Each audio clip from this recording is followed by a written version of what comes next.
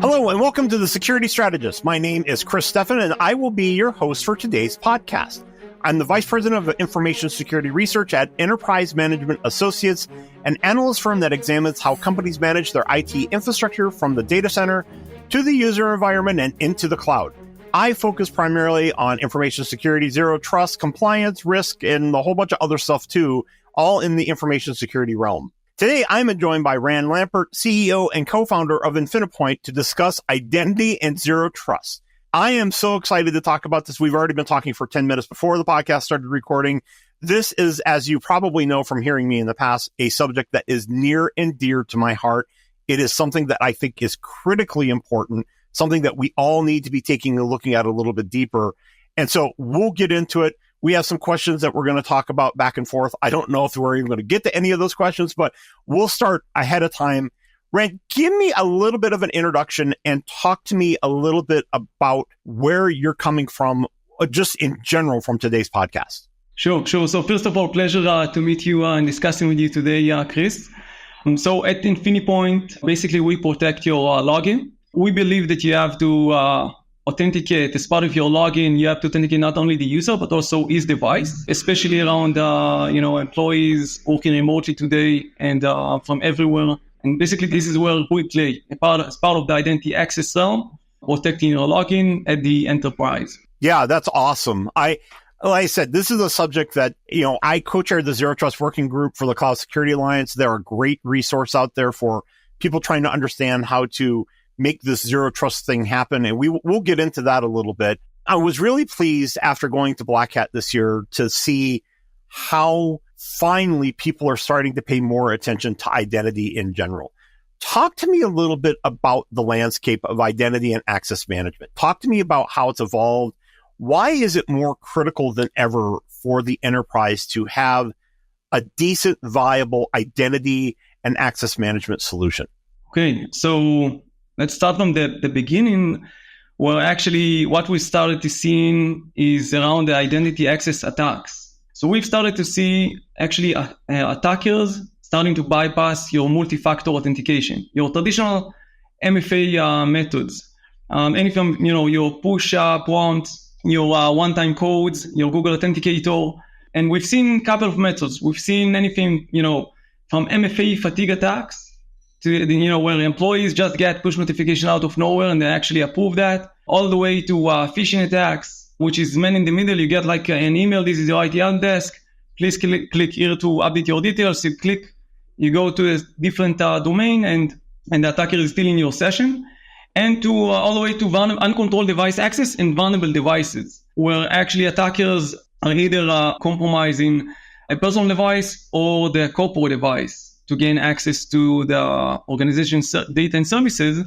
Obviously, coming to that, we've seen that perimeter-based security is gone, right? Like employees are working from everywhere and accessing cloud resources.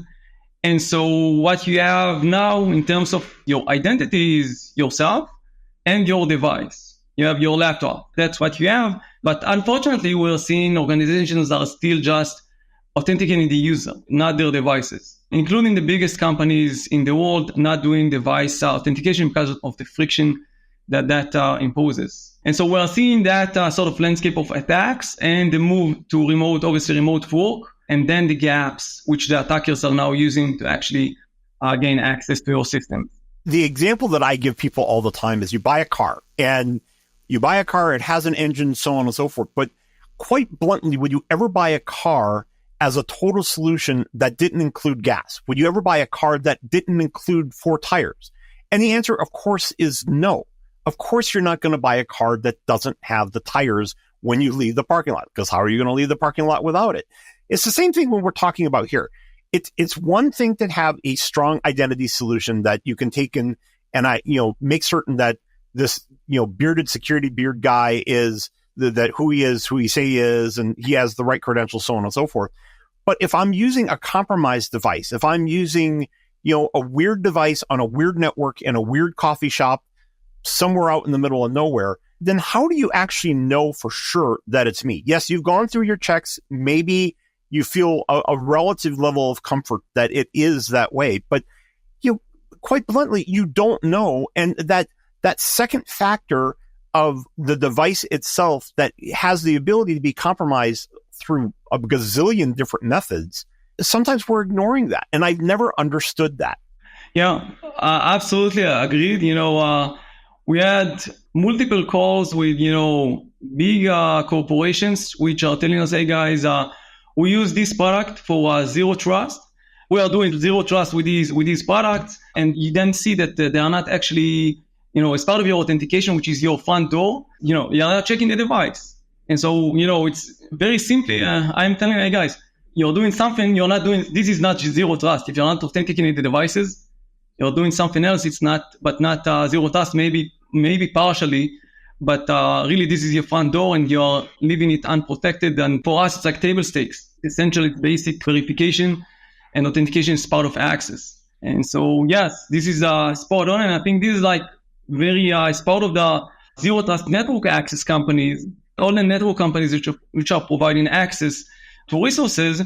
This is sort of, they became synonym to zero trust, but they're really missing that part of authenticating the user and his device, which is lacking. So absolutely agree. I obviously agree too. I guess I would also take in stress, and we're going to talk about this a little bit more, but when you are talking about zero trust in general, if you are ignoring the device, to hammer home the point that you're saying, you are ignoring a major component of zero trust. Just like if you are ignoring the data part of any particular situation, you are ignoring a big part of zero trust. And so if the goal is to have a zero trust environment, if you want to have and make progress in a zero trust infrastructure, which I, of course, obviously recommend, I think it's very, very important for a gazillion different reasons, but identity is a big part of it. And I don't want to neglect the identity part. That's critical.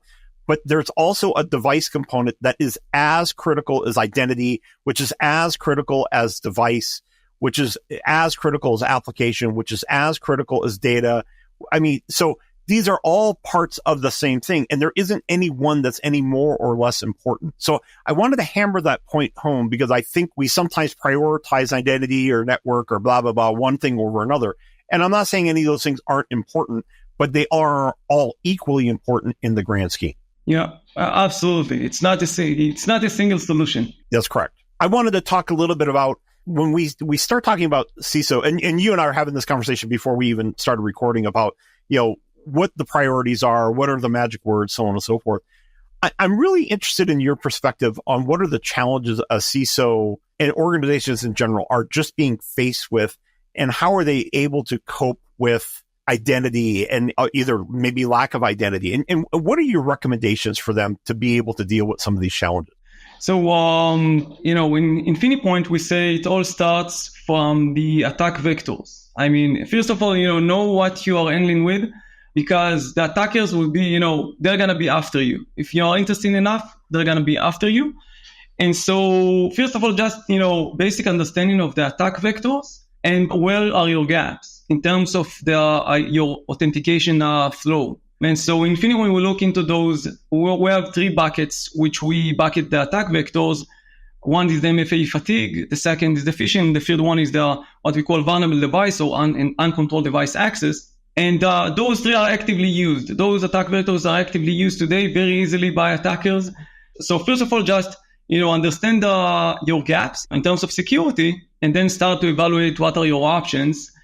And one of the things that we came across with the organization is that it was not trivial for them to understand that, once you do device authentication, for example, you remove the MFA fatigue, the phishing, and the uncontrolled device access. And vulnerable devices, if you also check the posture as part of that access. And we think this is one of the best sort of solutions to actually remove those attack vectors. And so basically what we're seeing is that, once you understand that, you go out and you check how do you integrate user authentication with device authentication. And usually you would check things like your identity access, your identity provider, with your endpoint management, and try to mesh them together into doing that on access. And that usually fails. Because of the friction it creates to the end users. You have one product which is designed for access, but another product which is not designed for access. And basically it falls apart very quickly in terms of the friction you create on the organization. So then you remove those guards and you're looking for a solution. This is why we came with Infinipoint, actually allow you to widely adopt and easily adopt quickly into your organization that piece. So I think it's learning. So just to summarize, I think it's learning the attack vectors. What are your options? If you understand device authentication is the best option, it makes sense. Then how you go about to do that in your current IT stack. Usually we'll see the companies who come to us or those who understood that failed with using the current IT stack to actually bring a product which is designed to do that from the ground up. Yeah, that makes all the sense in the world to me. One of the other things that we'd be remiss if we didn't talk about to some degree is the fact that like this or don't like this, eventually there's going to be some requirements from either a regulator or your industry or even maybe vendors that are going to start requiring this. I know that there's some, Fed requirements. I know that if you start looking in the financial services industry, all those requirements are there. I'm also starting to see some of these requirements from a vendor perspective being pushed down to their individual subs.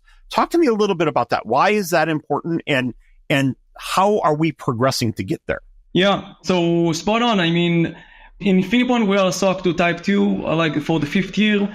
And I do not know how we've been doing without Infinipoint. We protect ourselves using our technology. And every other spec, every other compliance requirement has these requirements of, check which devices are accessing your services and authenticate them and verify their posture. It's like a basic requirement. And so we're seeing many companies actually sort of working around that in a way which is not secured, but managing somehow to go through compliance by, saying, hey, I'm doing endpoint management to make sure my devices are compliant and I'm authenticating users. I'm not checking devices on access. They are probably compliant because I'm doing endpoint management. And, we see, hey, they are probably not compliant. We are seeing the results. Devices are mostly non-compliant for those organizations. You have to be checking that. And again, as part of the Zero Trust framework, verify rather than implicitly assume everything is well. And so basically that's like every other spec is, for security is requiring that compliance in terms of compliance, obviously. But, unfortunately, the majority of the industry today is not aligned with that. Well, hopefully we get there, right? And that's why we're talking about this today, right? I mean, I truly, and I know you do too, we truly want people to understand why this maturity is important and getting there. One of the last questions that I wanted to ask, and then we'll start wrapping up, but one of the things that I talk about all the time is that the lifespan of a CISO is about 30 months. It takes 6 months to find the water cooler, 6 months to understand who your staff are, 12 months to take and implement a project, and then you're basically out the door for all intents and purposes, especially if you were not terribly successful or whatever have you. And I'm always looking for the quick wins. Well, as you know, and I know too, Zero Trust is not a quick win. It's something that it goes on and on and on. It's a journey.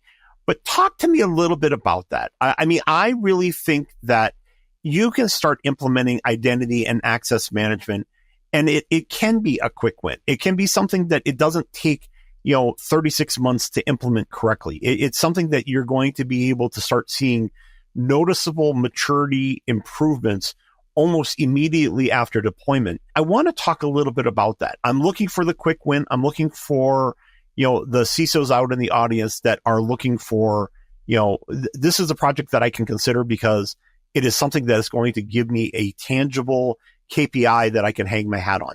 Talk to me a little bit about that and why you think that's important. That's a great point, Chris. And we've given it a lot of thought because deploying a Zero Trust project, not to mention another layer of your workforce access system, can be quite intimidating. So we understood that as an infrastructure, security and access projects, we need to take into account that access is always mission critical. It needs to be up and running. It needs to be fast. Access is super sensitive to the end user experience. End user experience has to be top notch, or else IT will drive security controls to almost none and adoption will be low. Either they're going to turn off the system.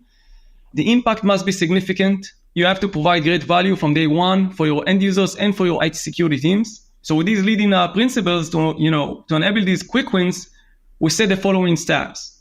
So, start fast, gradually deploy, make an immediate positive impact. So start fast. You just, you integrate to your IDP, set a few security policies, enroll a targeted user group. You are off to a great start. Gradually deploy. So everything in the system is designed for gradual introduction, from deployment to security controls, the group of users. You can give grace. Everything is fully configurable to allow the best end user experience and to allow you to gradually deploy the system. And lastly, making an immediate positive impact. You become phishing resistant on login. You enforce device posture and remediate devices from day one with a great, and while providing a great end user experience, which all of these translates to ticket reduction, meeting SLAs and compliance, IT and security teams working in an efficient way, as it's all fully automated and enforced. And these steps will help you position as a CISO the company to be best in class in terms of identity access security. Hopefully that answers your question, how to make quick wins and make an impact as a CISO in a short period of time. Yeah, again, makes a huge difference. I guess where I would leave it too is that it doesn't have to be everything all at once, and you're not going to succeed if you try everything all at once. Take a gradual approach.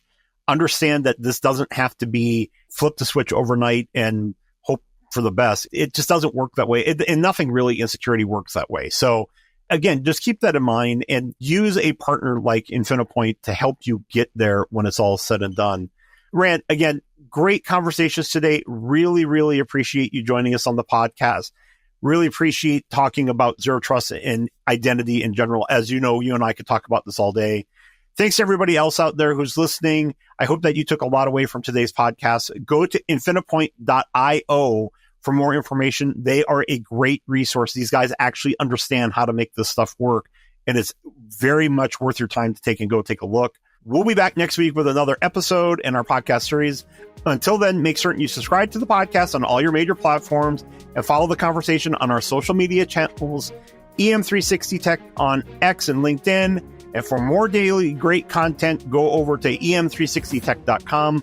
Again, Ran, thanks for joining me today.